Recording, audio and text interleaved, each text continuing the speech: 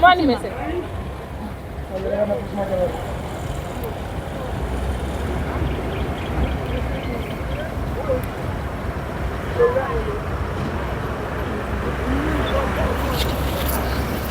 Yo musulo sa mic bi dafa war a def piaro ngay jël fi audio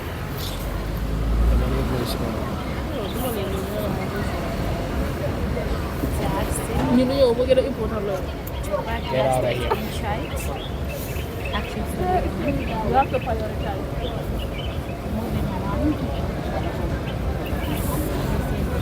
Imagine that ngay def ñu la arrêté loo ko boobu noonu borom xaalis.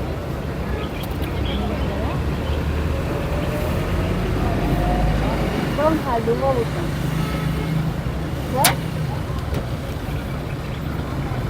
waaye yëkkati leen palansoor bi ñu xool xam nga ni ka di wax. yow wàcce.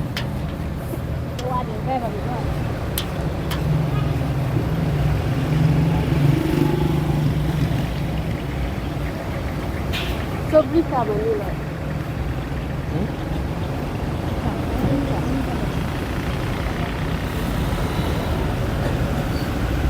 waaye na génn si.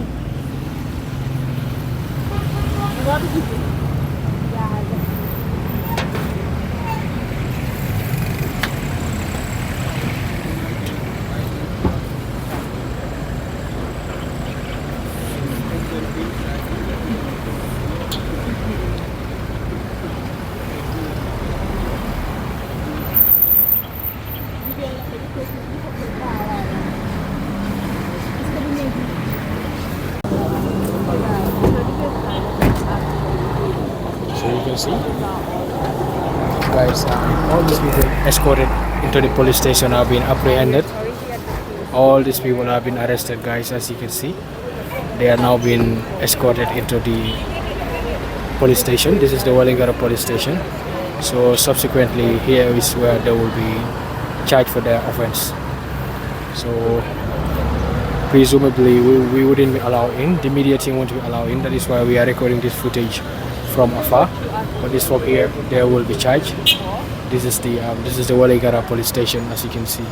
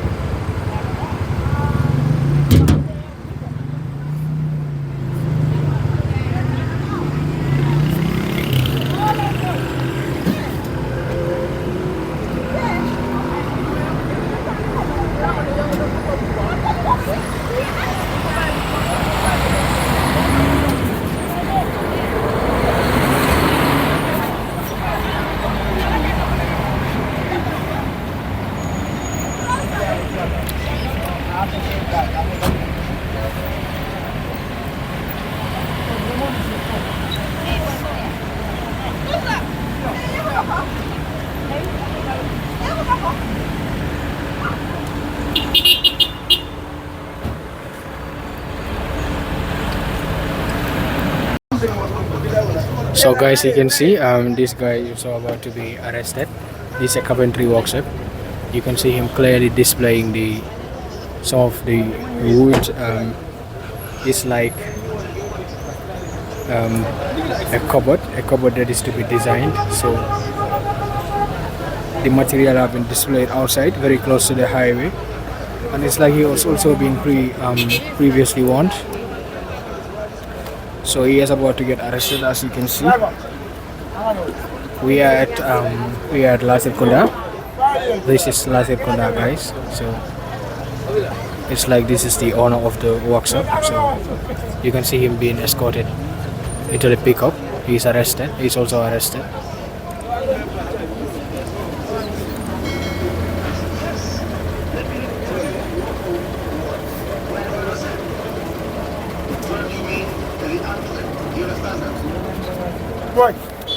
Right. You got him.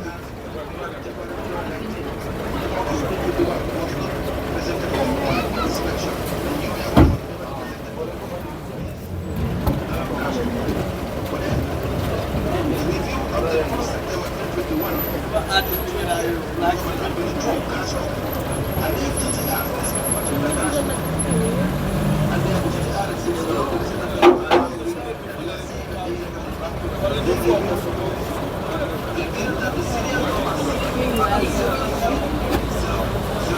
can see they are now withdrawing the material back to the workshop, which is rather too late because their boss is already been arrested. You can see him standing right over there. He's been escorted by the military official. So he's been arrested, as you can see.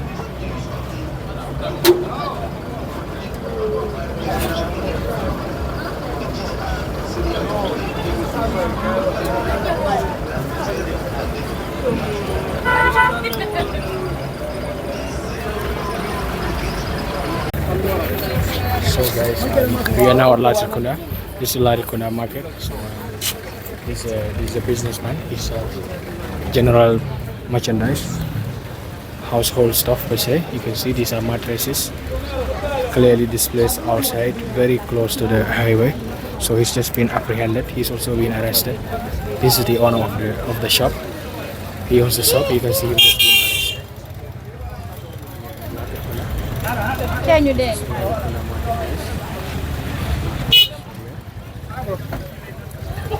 These are the scenes here.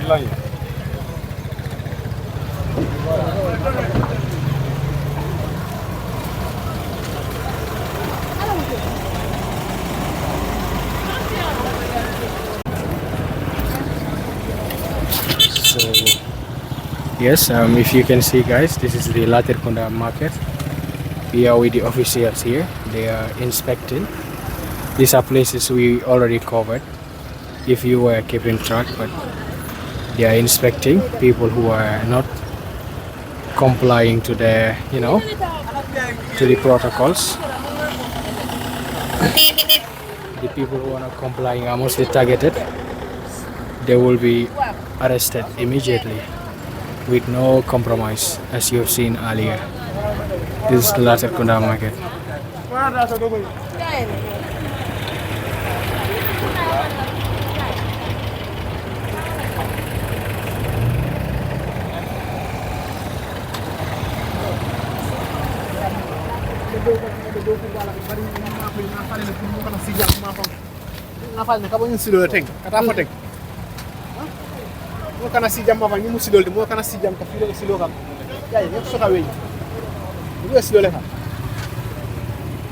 déggulo almaamoy déggulo li ma wax waaw ma ne wax nañ leen ñaan nañ leen ne pour kenn bu mu toog fii te romb nañ fii du benn du ñaar du ñett di ñetteel mais kenn bu mu toogee boor bii nii yëpp yoon la gisoo soo koy baa ngi yëpp bloc na lu tax loolu bi kon nit ñi ñoo fi taxaw di sànni loolu du mën a romb na bii nekk foosan laas bi yoon bi na nekk foosan laas su ma ñëwatee fii bu ma fekk bi nekk du ma wax ak kenn maa ñëw rek buub yóbbu leen lii yëpp si biir gis nga lii c'est bitig bii nii fence boobu noonu gis nga lii nga taxaw ne si nga taxaw gannaawam dara warta nekk nii ah waaw dañ dem waa ngeen move léegi nii balaa ñoo dem ñu gis nga def ngeen dara. So yes, you can see him right there, the deputy police bureau, pleading to these elderly women that they have to withdraw backwards because they are occupying part of the highway. These people are very elderly. It will look very awkward arresting them. So it's like they have been pardoned for this time, but he have strictly warned them that they have to withdraw their, the stuff they sell. They're selling vegetables, charcoal, stuff like that. As you can see, they have been warned to withdraw this stuff backwards a bit further from the highway. As you can see, as this is the highway, so you have strictly warned them that failure to comply to that, if they come here for the second time, they will be arrested.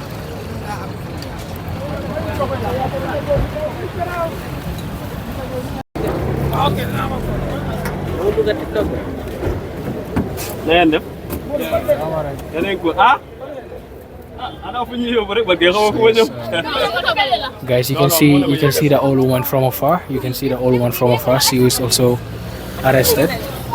She is not an old woman per se, but kind of elderly. Yeah, so She was selling bananas. You can see. It's a bit This guy. distant from where I'm sitting though. This is the media guy. She was selling bananas. She's also been arrested. Ah, Yeah. boleh? Ñun xam dañoo yóbbu gaay.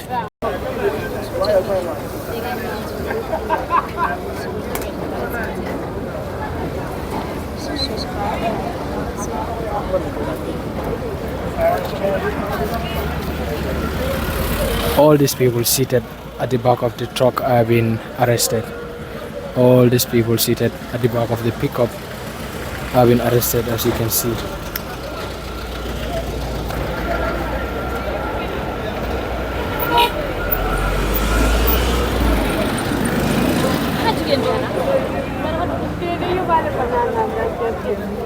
Man de suñu joxee ñu yeeyaale si. Malick moom mu faraw lu waxu fi fële.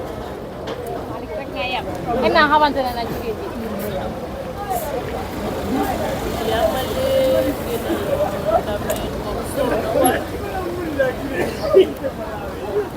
Mais poroso bi ma. Poroso bi daa ke baale wu bla da xam ne muy wax kili. Poroso bi bëgg na dem di. Ñu pat bi kay. Poroso bi. Mu wasi ba léegi mu ngi pat. Benn nekk ko dee def.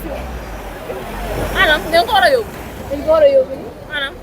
Mooy buntu bi yooyu noonu.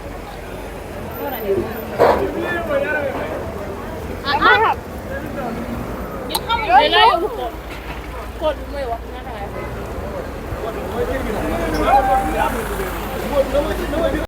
Where?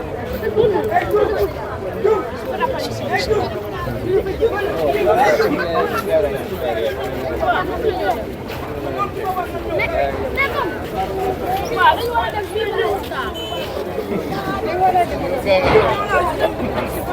Sukuta ngay am kaate. Saa yu neex a ngay. boole kii boutique bu ndaw la jël jël lii foofu loolu jël boutique bu rëy waaye lii Du xaj fa gisoo. li nga xam ne ñun ñett sax yu Ma ne ko gisoo daal nu mu ko paakee sax. Dañu ko gis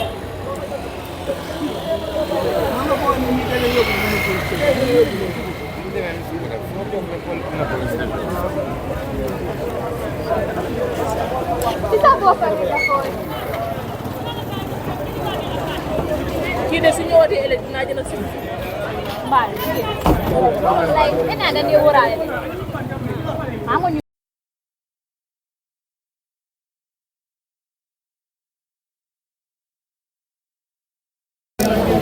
So you can see that boy also just been escorted into the back of the pickup truck. He's also been arrested. Quite a good number of people have been arrested in this short span, as you can witness, guys.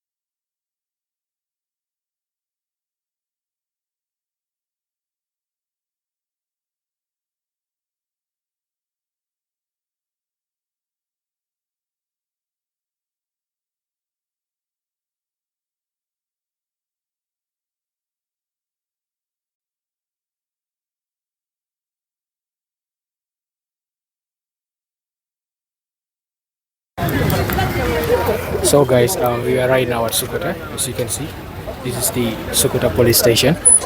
The people we previously arrested at latrikunda market, it's like they will be deployed here.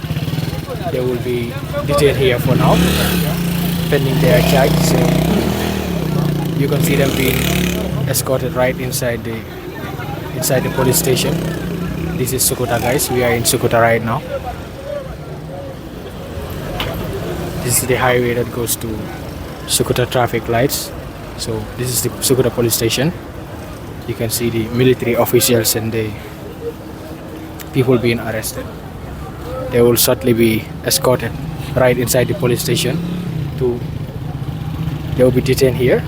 I am not very sure to what extent, but actually here is where they will be detained, pending their charge.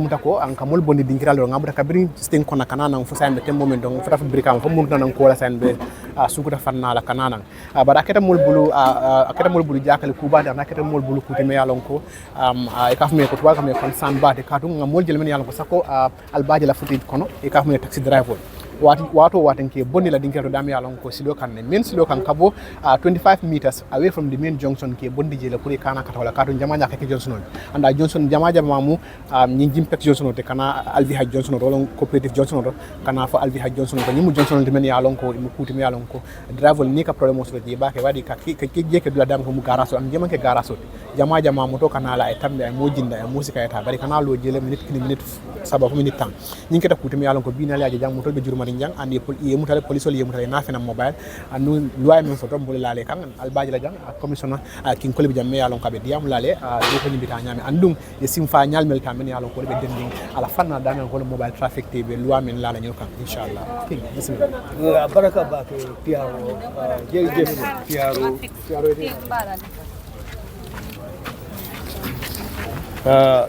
baraka ba ke piaro ye kuma ko min fo mandi ka kangola mba traila pour ngawo fanang yelamandi ni surwa kangola surwal milim mun jaayñol ti ñangel ñol al sembalali na surwa ko mang senea luma don wax rek moy pour jërëjëfal suñ piaro bi lum don wax kaddu yi lum don joxe si sosé dama don jéema rek pour lakko ko si olof luma la don wax moy woné mu taxi driver si ñoy nekk di sabotage suñ liggéey bi lu tax ma ne leen ñuy sabotage suñu liggéey bi all these taxi drivers yi dañ nekkoon fale habiyaaj yooni Serekunda Gambian képp ku dëkka Kanifing fii am nañ ne liggéey nañ foofu yoon bi set na ñu daaxaleen foofu léegi dañ bañ ñu ngi delloo foofu lañ dee taxaw ñu am a type of information ñu am ku xam ne daf ñu call Gambian la concern Gambian la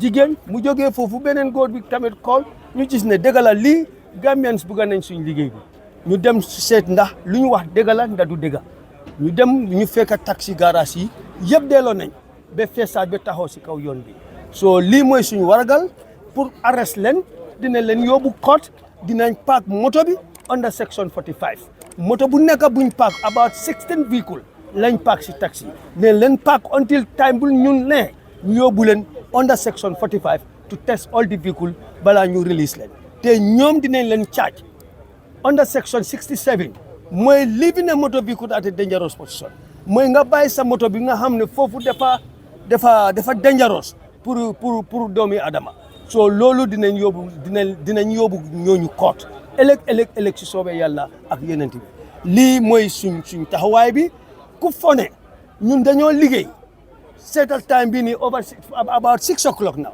depuis suba ñu ngi fi journaliste yi ñu ngi fi ku nekk ñu ngi fi ñu ngi liggéey depuis suba ba léegi ñu Gambian si fone yeneen Gambian si fone lii caaxaan la o ñii dañoo kaf déedéet ñun kafuñ te dinañ doxal loi bi lu loi bi wax duñ tooñ kenn loi bi luñ ñu santa loolu la ñoo def si kaw loolu ma ngi naa advice ñeneen taxi drivers yi ñu créer taxi garage bi te ñu daaleen foofu nañ fa jógee suñ fa jógewul luñ def ñii loolu lañ naa def drivers yi ñu fi nekk dinañ leen detain until tomorrow amul bel until tomorrow ñu dem court.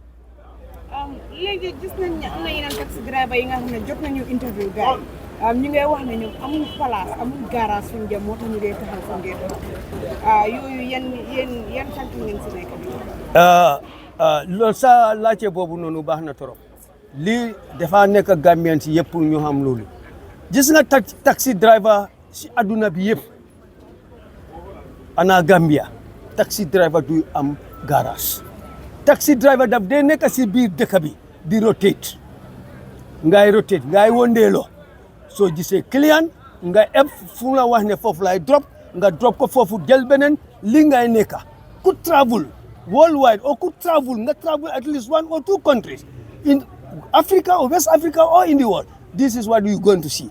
Ko xamne da nga tukki. Right? Si aduna do gis taxi driver ñu am ne dañ am garage. Dañ dé wondelo di tek. So Gambian si su ñëwé driver si ñu ñëw ku nekk nga ne dama bëgg garage. Ndax government am na land bobu non pour joxe taxi driver. Amuñ nañ wante diga. So si taxaway loolu lañ nekk. léegi tey taxi driver yi nga xam ne andi ngeen leen fii ndax demoon ngeen wax ak gaay ndax tey rek lañ dem rek arrêté daa foog naa ne da nga bëgg a mu leer te dëgg la ki nga ko li bëggut leen dem na leer lii dañ leen yóbbu ñu dem nañ fa ñu daaxaleen ñu dem ñu demaat foofu noonu ñu daaxaleen ñu ñëwaat tey mooy exemple di final day right tey di final day mooy ñetti yoon dina leen arrange court gis na suñ leen arrange court nañ xam ne nii dañ dee def te amul loi amul benn luga bu leen baat pour def ne leen yóbbu court waaw yaaga nañ di leen woon lu ma la bëgg a laaj rek mooy comme si sa wax wane nga ne muy West Africa wala si wolu foo dem taxi driver nekk na li nga xam ne du am garage dafa route waaye ndax yéen xamal ngeen ko gars yi ni for the past 10 years ba 15 20 years gars yi ñu ngi complain affaire yi garage ñoom taxi driver waaye ndax xamal ngeen gars yi ne pour ñu jox leen garage nekkul li nga xam ne dafa war a nekk by force waru leen fi mun a taxaw ndax xamal ngeen gars yi loolu lu jotut lu yaaga su jotut du jot lu yaaga time bi su jotee dafa jot du taxi driver kenn kuñ daaxa seen place yi ak seen veranda yi ak lii ñun fa woon 10 years ago waaye tey la time bi pour ñu gis le dañ war a jéem foofu noonu that is not right so tey la yaaga na ñoom seen boppa xam nañ ne fu ñu nekk temporal la it's not garage waaw Sukuta tayyib